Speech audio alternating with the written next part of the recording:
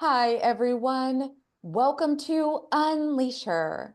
I'm Roberta, and I'm your host for the podcast today. And I'm so grateful that you guys are here. Listen, this is a really important interview that we're doing today, and it's something that everybody needs to hear. We're going to talk about um, Alzheimer's and dementia. And my my my guest today has spent nearly 3 decades helping people feel better mentally, emotionally, and physically. She's the founder of the Perfect Care Match, which is a board certified holistic health practitioner, a certified hypnotherapist, and one of the rare few trained directly by Deepak Chopra in, I'm going to say that, see if I can say this right, Ayurveda. You got it. Everyone, please welcome Leah Doroch. Deroche. Hi, Leah. Yes. Hi, how are you? I'm so good. How are you? I'm doing great. I'm doing great, and I'm really excited to be here today. Thank you. I'm so grateful that you're here. And this is such a topic that I know we had a little conversation before this started, but I want to I want people to get to know you better and what you do. So if you want to tell, I know I gave a little bit of an intro, but tell us a little bit about yourself and your journey. Yeah, so I mean, one of the things I would like to let everybody know is Perfect Care Match is actually my home care business. I am a board certified holistic practitioner. I own Perfect Care Match, and we cover all of Massachusetts and Maine, and we're also bringing on franchisees around the country.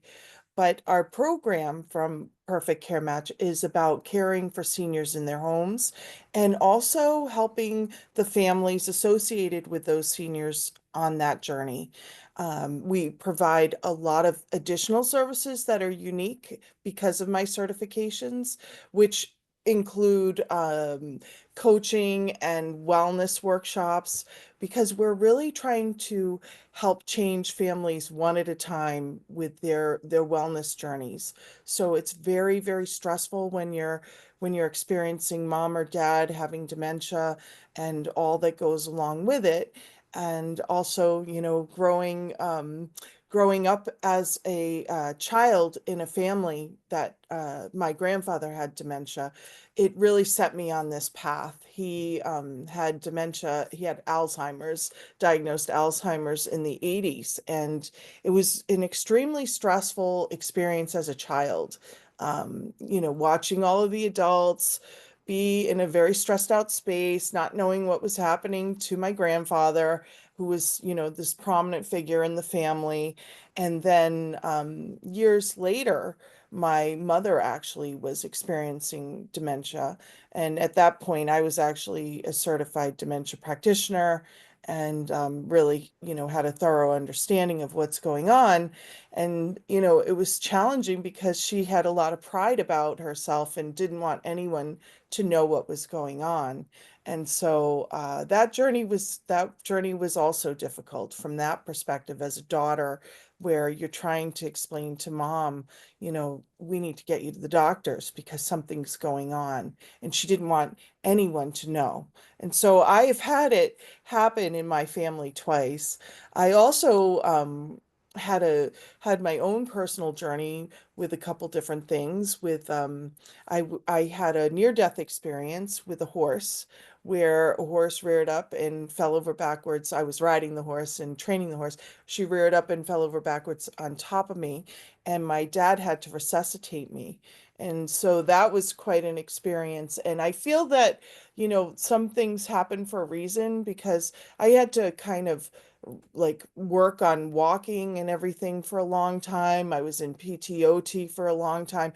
And I have patients that are, on that journey all the time. So it really brought a level of compassion and understanding from my standpoint when I'm looking at having folks and their care plans and how we're going to assist them be home safely and be the best that they can be, even though they're elderly, or, we have some clients that aren't, but helping them achieve goals that they're looking to get better and achieve. So this brought up a couple of questions for me. And maybe others think the same, and this may be a silly, no questions silly, but Right. is all is dementia and Alzheimer's, is it like hereditary? It can be. They don't have a clear understanding of how it happens or why it happens to some individuals, but stress can bring it on. I was mentioning that to you before the show. Lifestyle, not getting enough sleep. Um, there's actually in Ayurveda, there's the circadian rhythms, and we really should be looking at that when we are considering brain health. If you are not getting to bed by 11 o'clock at night and falling asleep, your brain is going to have like these endorphins that come out, right? And they're traveling through your body.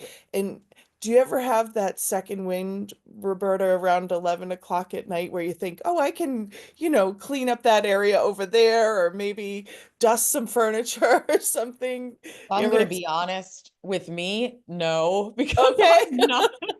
I'm one of those, I am not a night owl. Okay, all right. Well, some people are, and they're, Yeah.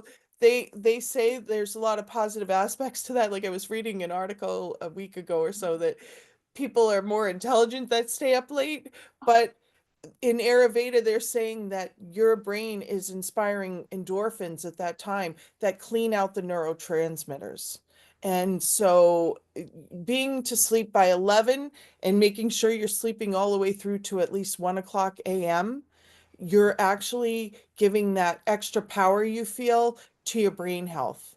And so that's kind of interesting. You've got to be asleep, and that brain health will happen from the neurotransmitters being cleaned out. There's also meditation, which is just a different brainwave state, alpha brainwave state, which when you meditate, you're in alpha brainwave, and that actually helps build gray brain matter. So those are things that, I talk about and teach, and that can help improve your brain health. So I'm not a night person, and I know some people are, but my thought is, okay, so if I get up earlier, Hmm. I'm gonna be tired sooner, right? And I don't take naps. I can't take a nap. Some people can. And so then they're not tired at 11 o'clock. They're not ready for bed. So what would your suggestions be for them, your Yeah. recommendation? It's a preparation thing, right? Having good phone hygiene and, all of your devices off because of that blue light that it wakes up your brain. Blue light actually brings your brain like to an awake state. So you want to shut off all your devices and just create a ritual where you are maybe doing some meditation, writing gratitude statements in a gratitude journal, there's like a whole process, and it's very interesting with Ayurveda. And I teach 5 workshops that address different areas of Ayurveda. And one of them is all about, the circadian rhythm and how you need to kind of go through your day to appropriately use the energy and health that your body naturally provides. So that's something that, is addressed in that way. And sleep hygiene and making sure you're having a ritual is very much part of it. I love that. And I have that ritual at night. And so I like to, I always, if I want to stay up a little bit later, I prepare ahead of time, because Mhm. when I'm ready for bed, I want to be able to just relax. Yeah, And I think too, I started taking my cell phone and putting it in the other room at night. I don't want it in my bedroom. I think right. we need to get back to those old alarm clocks that really are loud and annoying and just get us Yes. up out of bed. Right, absolutely. And I own a home care agency, so I have to be careful and have my phone nearby, but most people don't have that kind of level of oversight that they need to be worried about at night. So yeah, get rid of the cell phones next to the bed. I'm reading some people are putting them under their pillows, and I'm like, that's so unhealthy for your energy and everything, you know? Yeah. Yeah, that's one of the worst things you can do, huh? Yeah, Yeah. subconsciously, you know you've got this phone under your pillow, right? And if it buzzes or dings, how can you be having a really great night's sleep? And, Yeah. as I said, 11 to 1 is just about brain health, but the rest of the night of sleep, you should be having some relaxation from it as well. So you don't want to be like just sleeping 11 to 1. I wanted to clarify that. Wow. Wow. So thank you for that.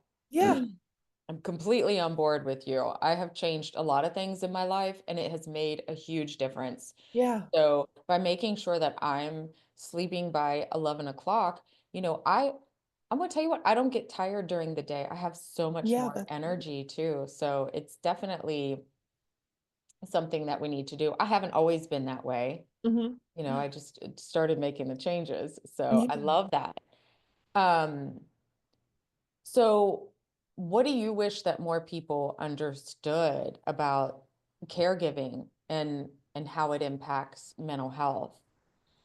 Yeah, I think that, especially since COVID, we all have to take a step back and realize that now we've got to live in the moment responsibly. I'm not saying go and spend everything and just go on luxury vacations or anything, but we got to live in the moment and understand that each action that we take with our path, it impacts our quality of experience and our health. So when you're dealing with your loved ones that may have Alzheimer's or some other form of dementia, you want to embrace those moments because they're precious even though they're sick. And a lot of people tend to just become so hyper focused on how do I resolve this problem instead of understanding that at this point in time, medicine doesn't provide a solution, but only, a management of the condition and just go along with that, managing the condition, making sure that everybody feels safe, because that's one of the biggest things that folks with dementia have is their fear that they're like, they're unsafe. They're not sure where they are. There's a lot of aspects to dementia that people aren't understanding. And then sometimes people are in denial and they don't want to acknowledge that their loved one has dementia. And I totally am empathetic to that because I know how scary it can be, being that I was a child of that and then my mother also having it. But the best thing to do is be proactively managing it and doing healthy things still for that individual and yourself. 1 in 5 family caregivers, either a spouse or an adult daughter that's really invested, or an adult son, um, pass before the loved one that they have that has dementia because they're so involved in caring for that loved one that they're not seeing their own doctors. They're not eating right, they're not sleeping right. And so it's really important to like I said, you have to manage the condition. You should take the support wherever it comes from whether you hire a caregiving agency or you look at governmental programs that are out there through, elder services and that sort of thing to help you manage the situation. It takes a village. Yeah.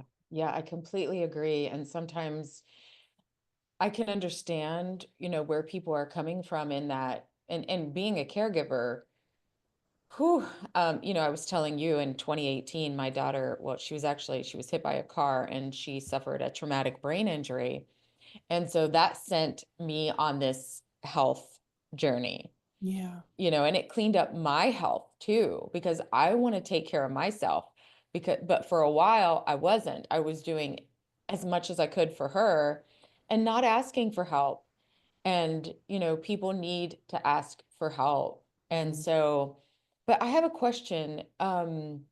So when people are first experiencing these symptoms, do they know it themselves that they're slipping? Or Yes. is it, So that's one of the hard roadblocks when somebody is experiencing dementia. They don't want anybody else to know. They know something's wrong, but they can't put their finger on it. And a lot of times it turns into they don't know how to verbalize it in the end, you know. So it's a matter of ensuring that they feel safe because they don't really know what's going on. Sometimes they don't even know where they are or who the other person is, even though it might be their child. And that's usually stage dementia that can happen.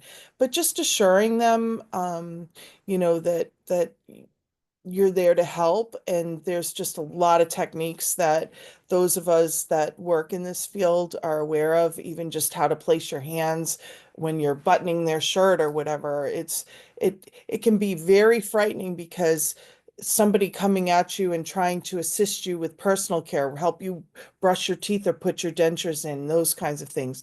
That can be very intimidating to somebody that has dementia because they're not really sure what you're about and what you're doing. It's like it's their judgment center has totally changed. And it's very difficult for that individual. And we just need to understand that the way we approach them with our mannerisms, with our body language is so critical. And so that's what I would say is ensuring that you have that person feeling that you're safe and that you're totally there for them and however they want to see you. Like sometimes a person with dementia might view their daughter as their sister or something of that nature. And if that happens, just let it be okay.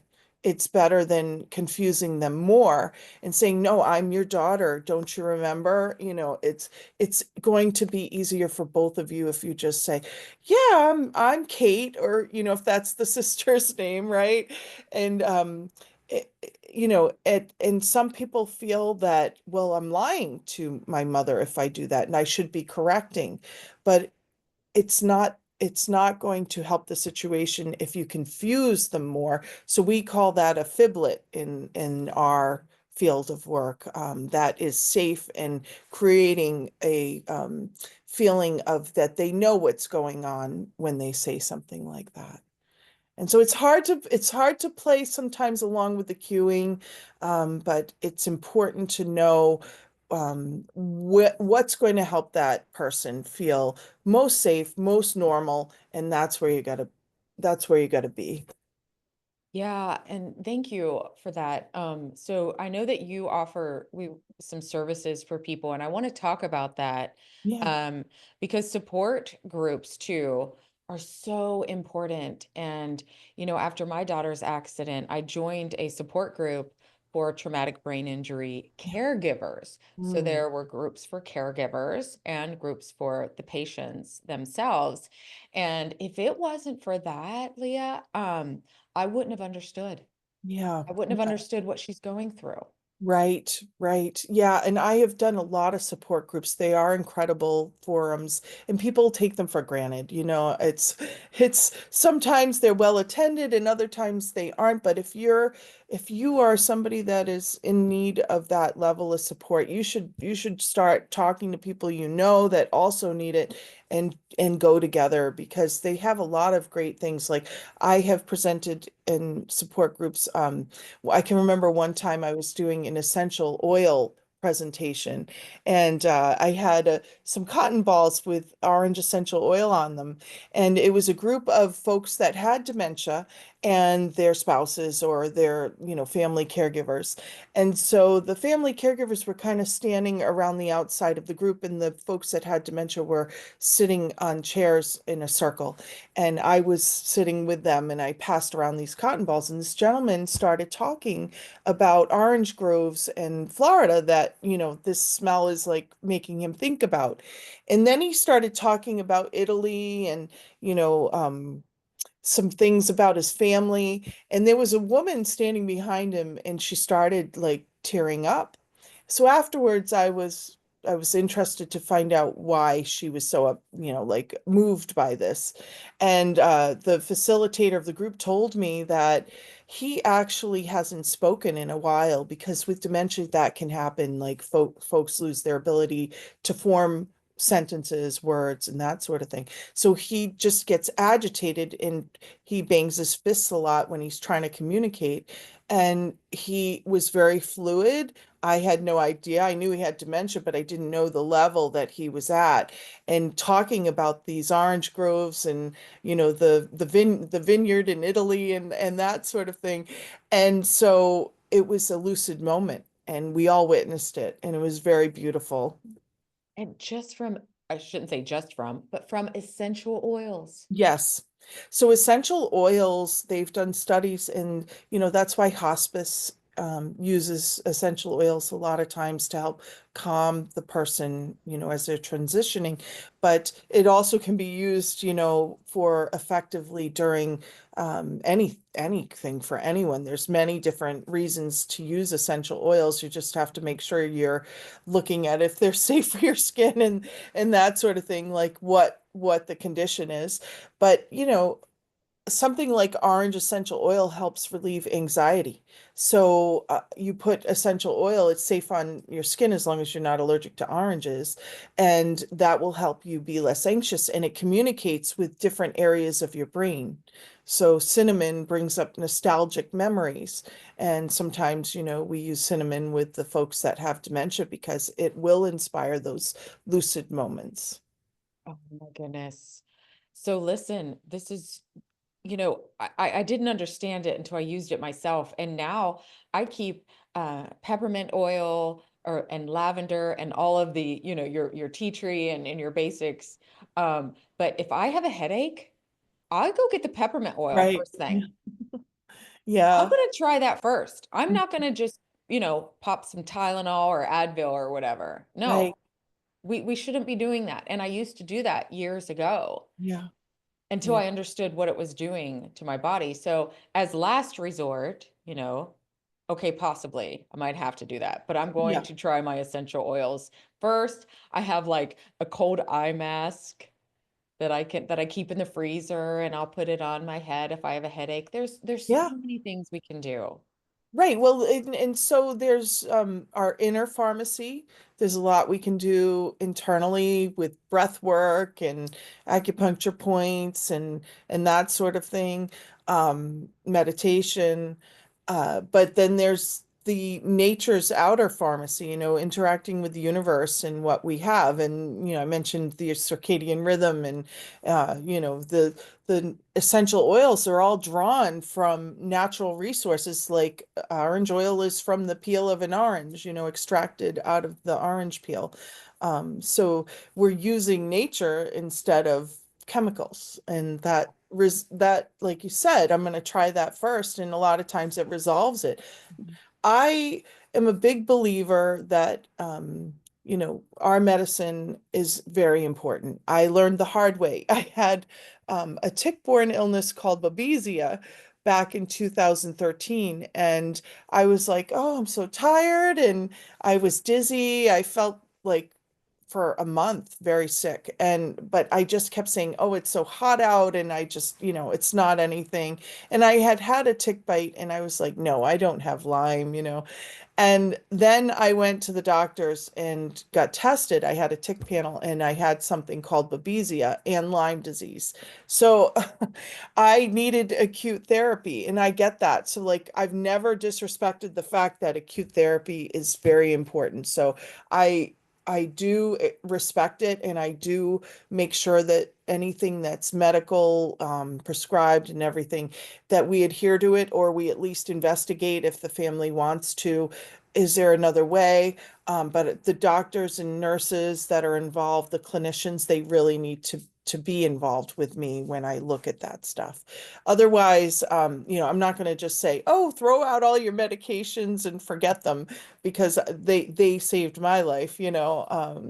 But I think that it's not one way or the other. It's complementary. Like we can work towards doing things naturally. And, some people that have, I work with a lot of people that have post-traumatic stress, or they have, anxiety and that sort of thing, which is, it's as big as the pandemic is now, anxiety, right? For a lot of the generations that are up and coming, unfortunately, they're very anxious filled. So there's ways naturally to help them. Sometimes you might need some medication for a bit, but the goal should be, to try to work without that. Yeah. Yes, thank you. And when we're talking about support groups, I think there's in person and online Yeah. also, right? So Yeah. is that something that you offer? Do you have We've done holistic uh methods for dementia care support group. Um, Most of ours are workshop based, so they're not interactive really. We're doing the workshops, but occasionally we do hold support groups as well, maybe like once a quarter. Um, those don't seem to be as well attended as the workshops. So people, I think, are trying to just formulate, some sort of understanding to help their situation. And so they want to be very private about it. I am always about workshops. So if there are people out there that want more workshops from us, we will do it. Just email us at info@perfectcarematch and we'll be happy to do that.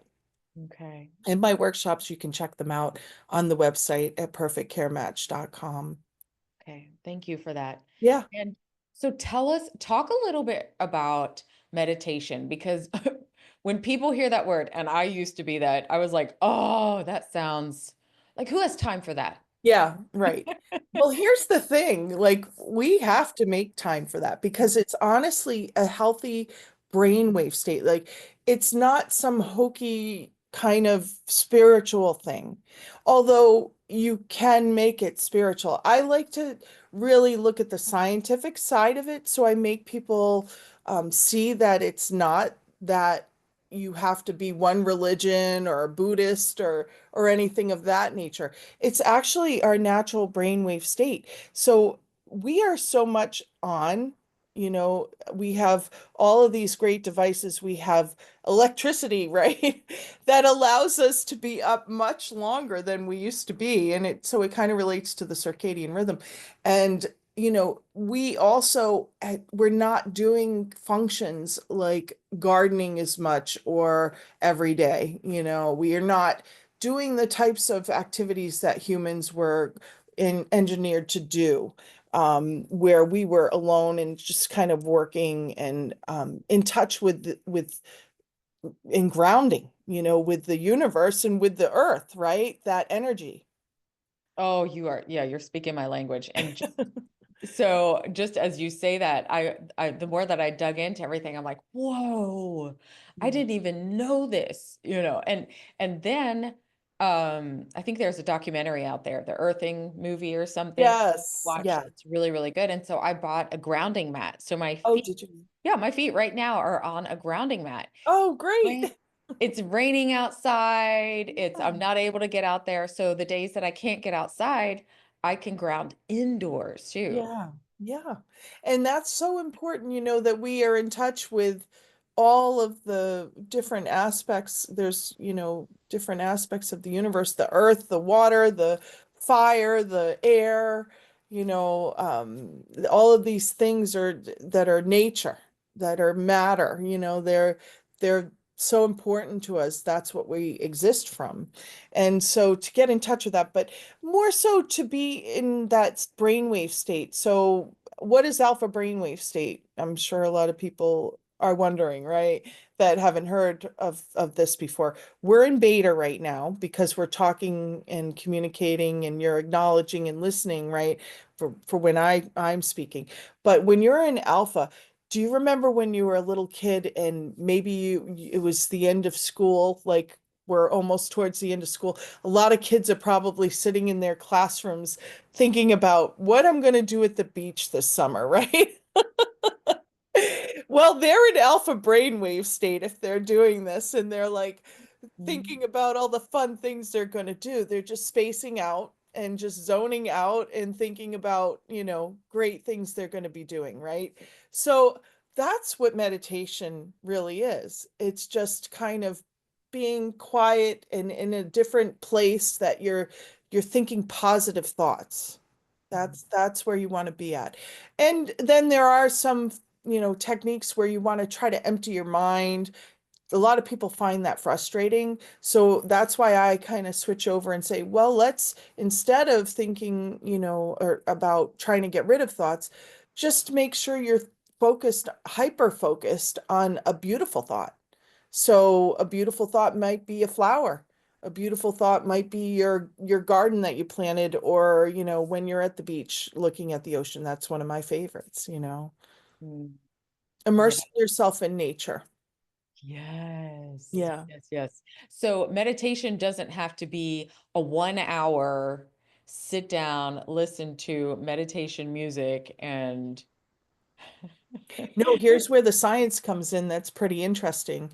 I think it was back in probably 2012, Harvard had a study with Mass General, and they had proven that gray brain matter actually grows during meditation, and it occurs after 8 weeks of meditating every day from for 10 to 12 minutes, excuse me, 12 to 27 minutes per day.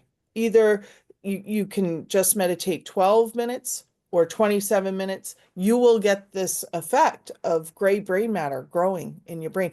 They did MRI brain scans and they showed that people that were meditating mindfully were experiencing this brain health change. And these were folks with early stage dementia. And there were some folks in the study that actually had great effects. Like there were other studies done at UCLA and that sort of thing, and they actually experienced being able to go back to work. A couple of the participants and that sort of thing. wow. Yeah. I love that. And I used to, this is when I had my phone in my bedroom, that I would play like Hertz, the 432. Oh, yes. I love that. Yeah. Yeah. Brain entrainment. Yeah. Yeah. Yeah, and it was so soothing and relaxing, except for when the commercials came on. I'm like, okay, I need YouTube to pay for. I know, to pay for that, right? Or get a Yes, recording, right? Yeah. like come I know on. it's so disruptive when that happens. You're all zoned out and then the commercial comes on. Yes, and this is actually something that I'm working on right now. So I had recorded because people are like, your voice is so soothing. Yeah. Yeah, So it is. I went into the recording studio and did a couple of guided meditations, Oh, you just did. three Yeah. and 5 minutes. Hmm. And so it was fun and it was interesting and it's very important. I think it's important that we share that with others too. Yes, I actually have, back when people listen to CDs, I did record 7 meditations on a CD, and they all had different themes. And it was called Mooditations, and you can digitally download them, I believe, as well. So I have a different website called Mind Health Coach, and mindhealthcoach.com, and those can be digitally downloaded. And yeah, mooditations, because it's all about being positive and feeling positive.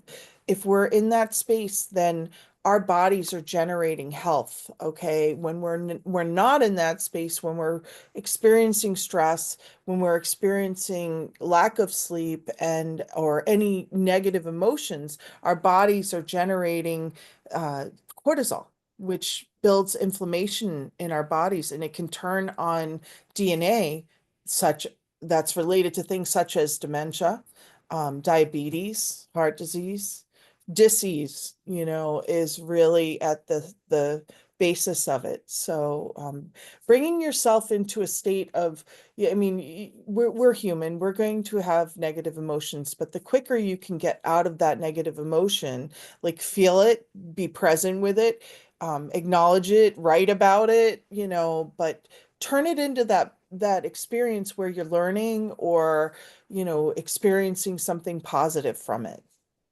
Okay. I know you're a busy person, but have have you thought about writing a book? Yes, I actually have a few books that we've done with as a team to help folks, and they're on Amazon. But I do want to write one from my own pen, you know. They've been, a group effort, but yeah, they're on Amazon. Um, and so people can find a starter holistic manual on Amazon, and that's the one I said we would give a QR code for that folks can download it for free.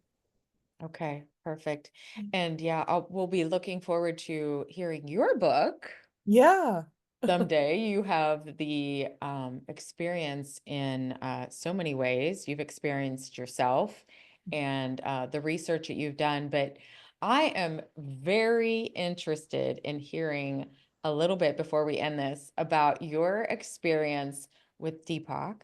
yeah, yeah. So he's amazing, and I just align with Deepak so much because I feel that he has this focus on, overall well-being and like being co-creators in the universe and really enlightening. And he's on such a mission to help so many people. And, he's written over 100 books about this. But in every book, it seems that he mentions dementia and how he's concerned about, that process and how these types of activities that are very healthy rituals that have been studied for over 10,000 years, in Ayurveda. And then also working on things that are more recent. And Deepak actually is one of the first scientists to really look at microbiome, Mm. as a physician and endocrinologist. He really looked at microbiome and had founded a lot of the information and research that went on with enhancing gut health. So there's so many things that he's contributed to that people don't realize. And yeah, he's just an amazing man. He's an angel on earth. Oh, wow, what an experience. You were so fortunate to be able to do that, Yeah, yeah, to have that. You were talking about microbiome and gut health, and that was one of the things that I really tapped into um myself. And there's no coincidence that my health has improved, my allergies are gone, like all of these things ever since I changed just the way I eat. yeah. Yeah, it's amazing. Right, right. Yeah, I know. I have a sweet tooth, and that's one of my problems, but that's like one of the biggest contributors to the gut health issue, right? So, yeah, I Yeah. definitely, it is a lot. You are what you eat. We've heard that Right. for years, right? I have a sweet tooth too, so I've tried to find alternatives to that, like, honey and maple syrup, Yes. and those dates are so good. Oh, Like, yeah.